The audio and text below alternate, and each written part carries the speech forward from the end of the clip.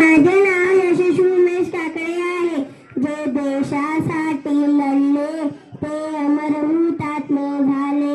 ते सोडिले सर्व घरदार, त्यागिला सुखी संसार.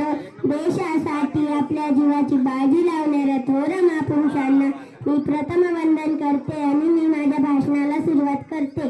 मित्रांनो, आज 26 जानेवारी 1949 रोजी भारताने ही राज्यघटना स्वीकारली.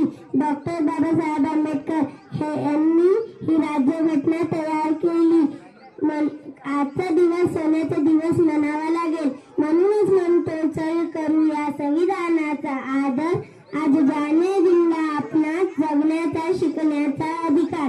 हे संविधान आहे म्हणूनच वेगवेगळ्या जाती धर्माचे, मग वेगवेगळ्या भाषा बोलणारे लोक सुखा समाधाने राहत आहे.